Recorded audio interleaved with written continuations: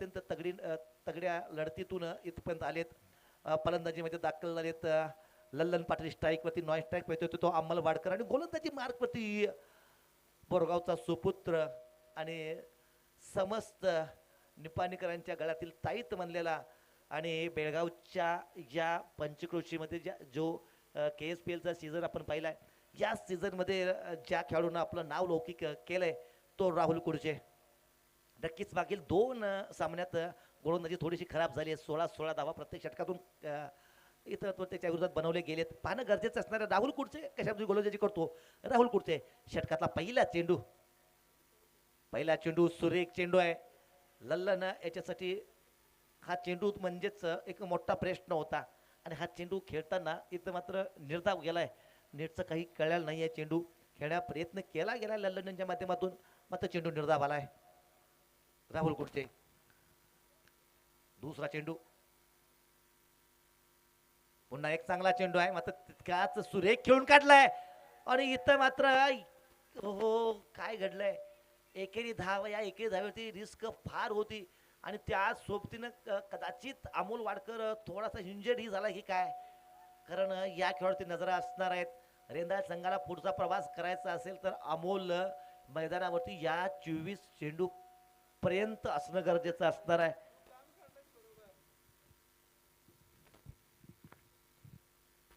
अमोल सलगच्या 2 सामन्यातील सामनावीर आणि मागचा सामना जर पाहिलं तर 5 चेंडू आणि 30 धावा, 5 षटकार अमोलच्या बॅटमधून आपण पाहिले होते.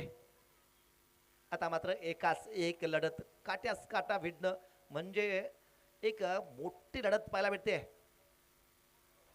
सुरेख चेंडू आहे. लेग साईडला खेळण्याचा प्रयत्न नक्कीच होता अमोलचा, मात्र बॅट आणि चेंडू याच्यामध्ये कोणत्या प्रकारचा संपर्क पाहायला भेटला नाहीये. निर्धाव चेंडू इथं मात्र पाहायला भेटतोय. आतापर्यंत पाहिले गेलं तर 3 चेंडूचा सामना झालाय. एकेरी धाव स्कोरबोर्डवर ती लागली आहे. राहुल षटकातील पुढील चेंडू, सुरेख फटकाय डीपवरती षटक पाहायला भेटतोय. गोलंदाज राहुल कुडचेचा लहान भाऊ सुमित कुडचे, सुंदर क्षेत्ररक्षण पाहायला भेटलंय. या 2 बंधूंची जोडी बोरगाव संघासाठी नेहमीच यशस्वी ठरताना दिसले. सुमित कुडचे असेल आणि राहुल कुडचे, नक्कीच 2 बंधू आपल्या संघासाठी 100% कमिटमेंट करताना. इथं मात्र खराब फटका आहे. क्षेत्ररक्षक चेंडू खाली आलाय. धैर्यशील येतोय, आणखीन एक युवा खेळाडू धैर्यशील. इथं मात्र सुंदर असा झेल पकडतोय लल्लन पाटील. याला मात्र स्वस्तात माघारी परतवावं लागतंय. बाद झालाय लल्लन. 2 अशी धावसंख्या आहे आणि 1 बाद 2 अशी आता अवघड कंडिशन म्हणावी लागणार आहे, अवघड परिस्थिती म्हणावी लागणार आहे. कारण आपल्याला सुरुवात चांगली द्यायची होती. आपण जर मजबूत पाया रचला तर त्याच्यावरची इमारत अत्यंत डोलाने फडकत राहणार आहे. इथं पायाभरणी थोडीशी कुमकवत ठरली आहे. लल्लन बाद झालाय आणि लल्लनची जागा करण्यासाठी डावखोरा फलंदाज संतोष कासवटकर, आयकॉन खेळाडू, कसबा बावड्याचा हा खेळाडू मैदानात दाखल होतोय.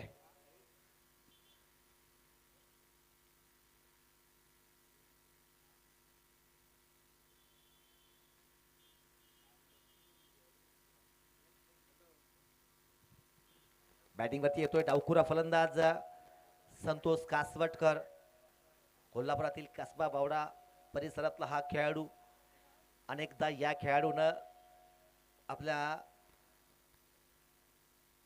खेळाच्या जोरावरती आपल्या संघासाठी महत्वाची जबाबदारी पार पाडली आहे. कोल्हापूरचा बायकर मन अशी ओळख असणारा, म्हणजेच कोल्हापूर प्रीमियर लीगचा जो प्लेअर ऑफ द सिरीजसाठी बाईक होती तो बाईक पटकावणारा हाच फलंदाज आणि हाच ऑलराऊंडर खेळाडू. कारण गोलंदाजी या खेळाडूचा मजबूत पक्ष आहे. इथं मात्र संघासाठी ही जबाबदारी स्वीकारली आहे. राहुल कुडचे षटकातील पुढील चेंडू, यावेळेला मात्र राऊंड विकेट येतोय कारण डावखुरा फलंदाज कासवटकर इथं मात्र येतोय मैदानावरती.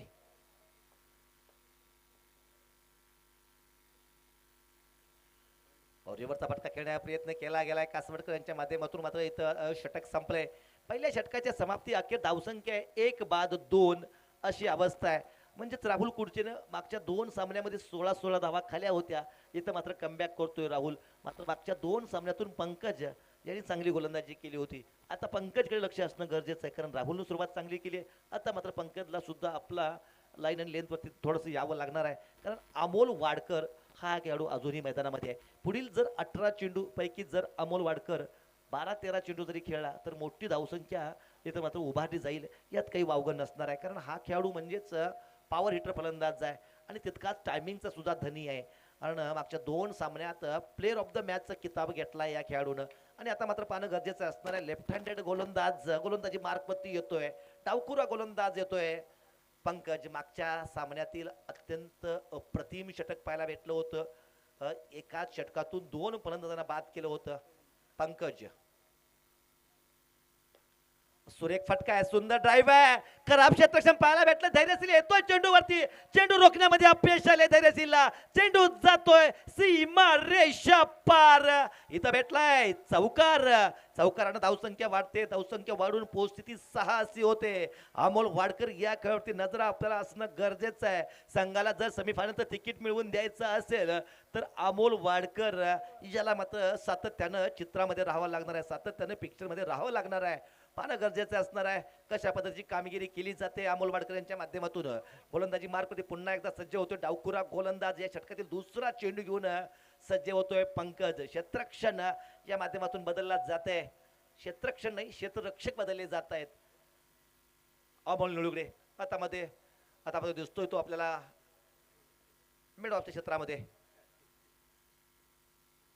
अमोल वाडकरचा करारा प्रहार मात्र मयूर कारंडे याच्या सेफेस्ट हँड मध्ये जाऊन विसावलाय.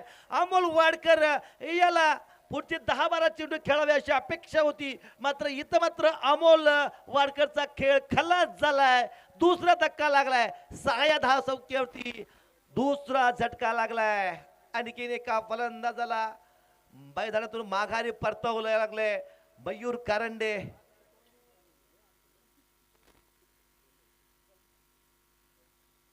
फलंदाज होतोय बाद.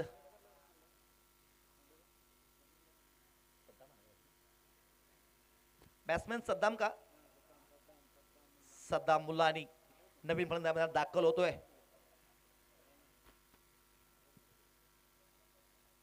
आपण पाहिलं तर बोरगाव संघातून 2 भावांची जोडी पाहतोय, एक राहुल कुडचे, दुसरा सुमित कुडचे. तर तसेच रेंदाळ संघामध्ये सद्दाम मुलानी आणि शरीफ मुलानी या 2 भावांची सुद्धा आपण जोडी पाहतोय. पंकज षटकातील पुढील चेंडू समोर जातोय सद्दाम. फटका खेळण्याचा प्रयत्न, चेंडू बॅट वरती नीट चालेल नाही, मात्र एके धाव पूर्ण केले. थोडा फंबल झालाय पण मयूर कारंडे इथं मात्र एकेरी धावा समाधान मानावं लागतंय. या एकेरी धाव्यांची धावसंख्या वाढली, धावसंख्या वाढून पोहोचते ती 7 अशी धावसंख्या होते. 2 बाद 7 अशी अवस्था आहे आणि याच अवस्थेतून बाहेर काढावं लागणार आहे कासवटकर. एक अनुभवी गोलंदाज आहे, एक अनुभवी फलंदाज आहे, म्हणजेच की अष्टपैलू खेळाडू आहे कासवटकर. आणि इथं मात्र कासवटकर यांना दाखवून द्यावं लागणार आहे, कारण 40+ खेळाडू आहे, अनुभव आहे, बरेच वर्ष मैदानावरती हुकूमत गाजवली खेळाडूनं. आणि एक मात्र युवा जोश पंकज. आतापर्यंत जर पाहिलं गेलं तर आजच्या दिवसामध्ये पंकजची गोलंदाजी अत्यंत सर्वोत्कृष्ट ठरली आहे. प्रत्येक षटकातून विकेट आलेत. मागच्या सामन्यातून सुद्धा 2 विकेट घेतल्या होत्या, एक सुनील बर्गे आणि दुसरे दिग्विजय पाटील. इथं सुद्धा अमोल वाडकर सारख्या एका मोठ्या फलंदाजी विकेट घेण्यात यश आले. क्षेत्रक्षमतेमध्ये वारंवार बदल केला जातोय. पंकज तयार होतो षटकातील पुढील चेंडू घेऊन, समोर जातो तो कासवटकर. इथे मात्र पंकज आपल्याचा फॉलो मार्क प्रति थोडासा विचलित झालाय, माघारी यावं लागतंय. वेळेकडे आपलं लक्ष असणं गरजेचं आहे, कारण वेळ ही सुद्धा फार इफेक्टिव्ह ठरणार आहे या सामन्यामध्ये. जर पाहिलं गेलं तर आता 5:10 झालेत. सूर्य अगदीच उलट्या दिशेला गेलाय आणि आता मात्र मैदानावरची जी प्रकाश जो आहे तो मात्र फार कमी होतोय.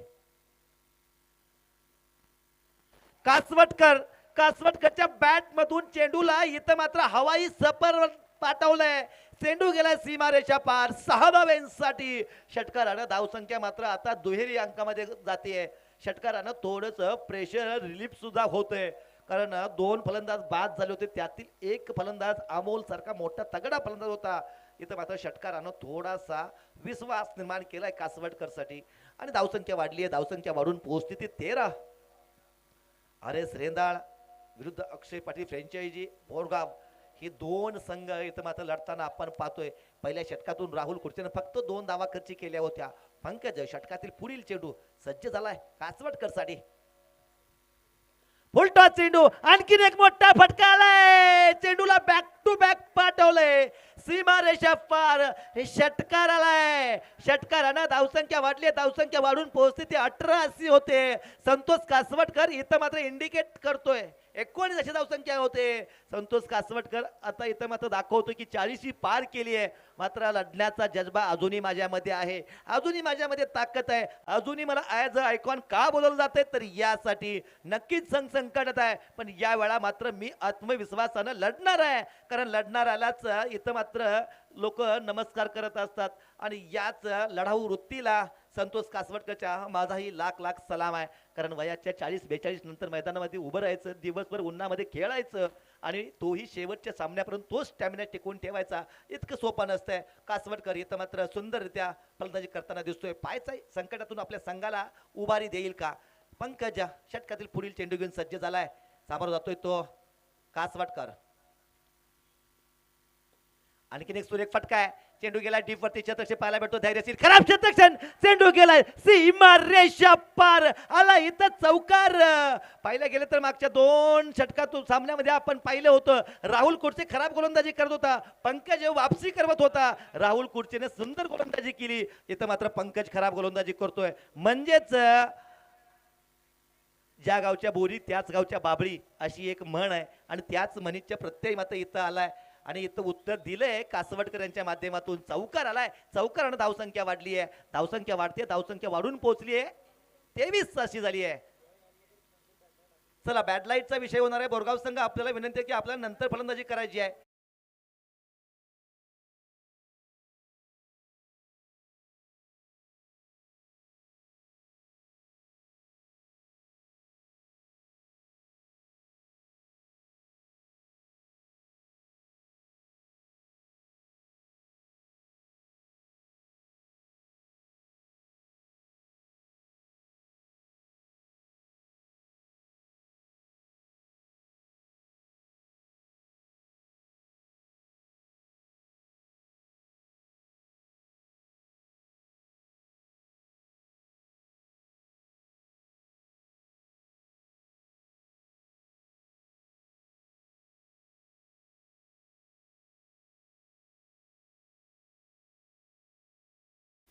इथं मात्र आपण पाहिलं गेलंय की पहिल्या षटकातून 2 धावा आल्या होत्या फक्त.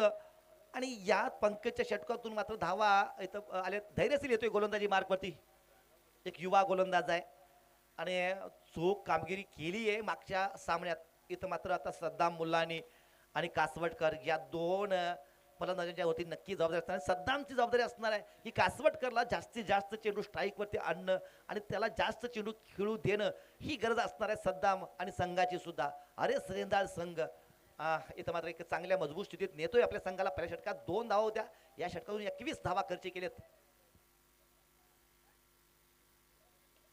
फटका आलाय. फटक्यावरती इथं मात्र चेंडू पुन्हा एकदा दिशा बदलताना दिसला आहे. मात्र यावेळेला मात्र या युवा खेळाडूकडून कोणतीही चूक पाहायला भेटली गेलेली आहे. सुंदर असं क्षेत्ररक्षण पाहायला भेटलंय. एकेरी धाव आली आहे आणि एकेरी धावेसोबत आता मात्र संतोष कासवटकर स्ट्राईक वरती आलाय. पुढचे 5 चेंडू. आतापर्यंत धैर्यशीलनं काय कामगिरी केली होती की उजव्या हाताच्या फलंदाजाला ऑप्टमच्या बाहेर चेंडू टाकले होते. आता डावकुऱ्या फलंदाजाला कसे चेंडू टाकतो हे पाहणं गरजेचं असणार आहे. कारण थोडंसं आता मात्र अवघड आहे, कारण गोलंदाज उजवा आहे आणि त्यामुळे ऑप्टमच्या बाहेर चेंडू टाकणं सोपं गेलं होतं. आता डावकुरा फलंदाज आहे, काय करतोय धैर्यशील हे पाहणं गरजेचं आहे. धावसंख्या पाहिली गेली तर आता मात्र 24 झाली आहे. धैर्यशील षटकातील दुसरा चेंडू राऊंड द विकेट येतोय.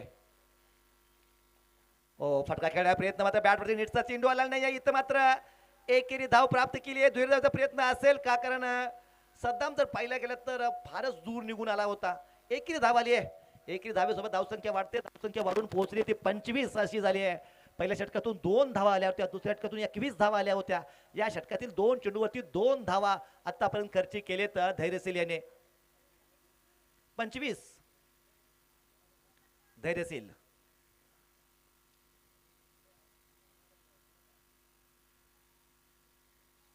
हो सद्दामच्या बॅट मधून आडव्या बॅटचा कडवा प्रहार, चेंडू गेला सीमा रेषा पार, षटकार.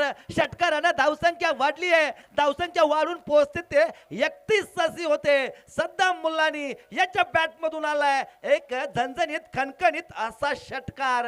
आणि रेंदाळ संघाच्या अपेक्षा आता मात्र उंचावताना दिसत आहेत. एक मोठा फटका आलाय, फटक्याला इथं डिपॉझिट केलंय षटकारावरती. पाहायचं काय करतोय सद्दाम. धैर्यशील एक युवा गोलंदाज आहे, मात्र सद्दाम सारखा एक अनुभवी फलंदाज इथं मात्र आपली हुकूमत दाखवतोय.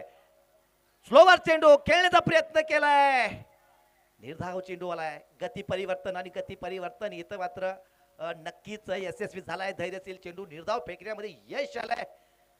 सुरेख क्रिकेट पाहायला भेटते. एका चेंडूवरती गोलंदाज यशस्वी होतोय, एका चेंडूवरती फलंदाज यशस्वी होतोय. म्हणजेच काय क्रिकेटची मजा इथं मात्र घेताना आपण पाहतोय. चेअरमन चषकाचा हा दुसरा दिवस आहे आणि प्रेक्षकांची संख्या सुद्धा मोठ्या प्रमाणात दिसते. कारण चाकरमानी आता आपल्या घरी जात असताना मैदानावरती पाय त्यांचे अडखळलेत. कारण क्रिकेट हा भारतातील एक खेळ नसून धर्म बनलाय आणि याच धर्मयुद्धामध्ये आपण इथं या सामन्यामध्ये हो आणखीन एक कव्हरच्या डोक्यावरून चेंडू गेला सीमारेषा पार. चौकार आलाय, चौकाराने धावसंख्या वाढली आहे आणि आता मात्र एका मोठ्या धावसंख्येकडे वाटचाल करताना दिसतोय आर.एस. रेंदाळचा संघ. या चौकाराने धावसंख्या झाली आहे 35 झाली आहे. 35. आतापर्यंतच्या सामन्यामध्ये आपण पाहिलं तर मागच्या 3 सामन्यामध्ये 36 ओलांडलं जात नव्हतं. इथं मात्र हा 36चा आकडा गाठण्यामध्ये यश येते आर.एस. रेंदाळ संघाला. सुंदर फलंदाजी पाहायला भेटतीये. षटकातील पुढील चेंडू घेऊन सज्ज होतोय गोलंदाज धैर्यशील. सामोरं जातो तो सद्दाम मुलानी. हो इथं मध्ये बॅटची एज लागली आहे. क्षेत्ररक्षक पाहायला भेटला. एकेरी धाव आले, मात्र एकेरी धावेवरचं समाधान सुद्धा मानल रेंदाळचा संघ. कारण या षटकातून सुद्धा धावा चांगल्या आलेत. धावसंख्या वाढली 36 अशी धावसंख्या झाली आहे. 3 षटकाचा खेळ संपलाय. 36 अशी धावसंख्या. मागच्या सामन्यात आपण पाहत होतो की काय राहुल कुडसे खराब गोलंदाजी करत होता, बाकीचे गोलंदाज चांगली गोलंदाजी करत होते. या षटकात राहुल फक्त 2 धावा दिल्या. नंतरच्या षटकामध्ये पंकजने 21 दिल्या आणि या षटकातून सुद्धा धावा आलेत. या षटकातून सुद्धा मला वाटते 13 धावा आलेत. म्हणजेच काय की वापसी केली आहे आणि परतफेड कशी करायची इथं मात्र चांगलीच ठाऊक आहे. आता मात्र शेवटचं षटक आहे आणि शेवटच्या षटकासाठी अमोल निळुगडे याच्याकडेच इथं मात्र संघनायक जाईल. कारण एक आयकॉनिक खेळाडू आहे, एक दादा गोलंदाज आहे, एक सुंदर असा हा खेळाडू आहे. या खेळाडूचं वैशिष्ट्य म्हणजे हा खेळाडू बॅटिंग आणि बॉलिंगमध्ये ॲज अ आयकॉन ज्या वेळा खेळला आहे त्या संघाला त्याने विजेतेपद मिळवून देण्यात मोलाची भूमिका पार पाडली आहे. मला वाटते 2दा कामगिरी त्यानं बस्तोडे संघासाठी केलेली आहे. एकदा कापसीमध्ये केलेली आहे आणि एकदा आय थिंक कडगावमध्ये केलेली आहे. 2दा ही कामगिरी पार पाडलेली आहे.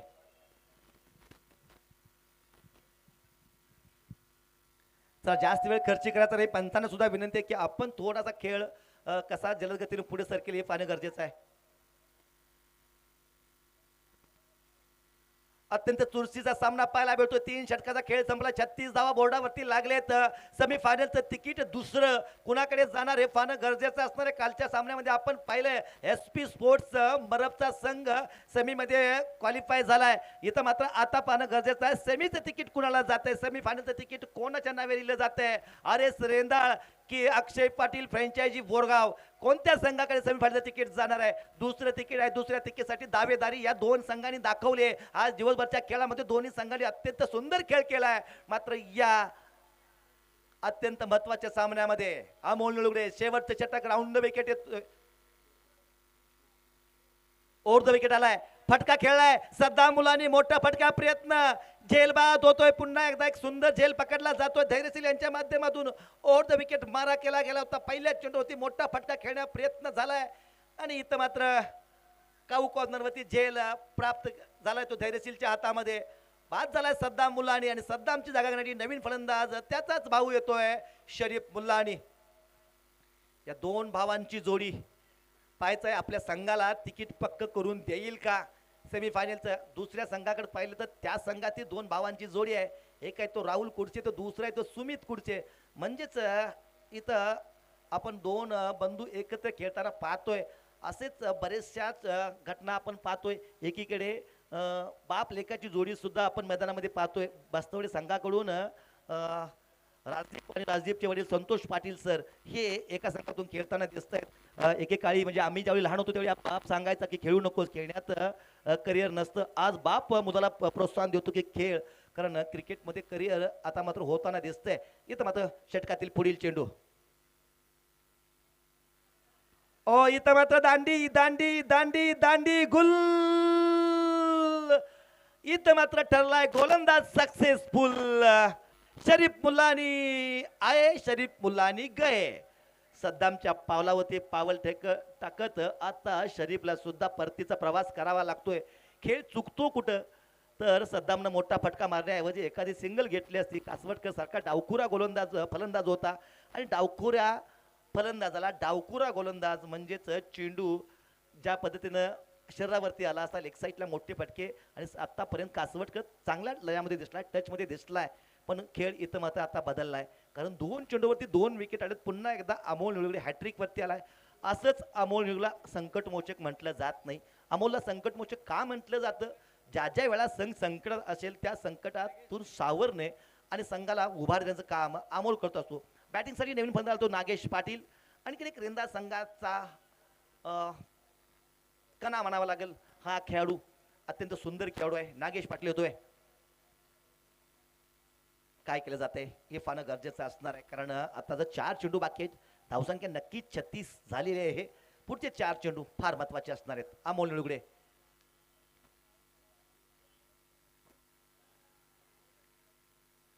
जे काय घडलंय हे नक्कीच चांगलं नाही आहे बोरगाव संघासाठी, कारण कासवटकर स्ट्राईक वरती गेला शेवटच्या 3 चेंडूवरती. 37 अशी धावसंख्या झाली आहे. धावसंख्या 37 नक्कीच बाईच्या स्वरूपामध्ये धाव आली आहे. 37 अशी धावसंख्या झाली आहे शेवटचे 3 चेंडू. आणि इथून फार असणार आहे 37 धावा. चला वेळ जास्त खर्चायत नाही अमोल, अजून एक इनिंग व्हायची आहे. 37 अशी धावसंख्या झाली. शेवटचे 3 चेंडू बाकी आहेत. क्षेत्ररक्षणामध्ये बदल पाहायला भेटतोय. मयूर करंडे आता मात्र आपल्याला पाहायला भेटतोय तो लॉंग ऑन क्षेत्रामध्ये जातोय. तर दुसरीकडे पाहिलं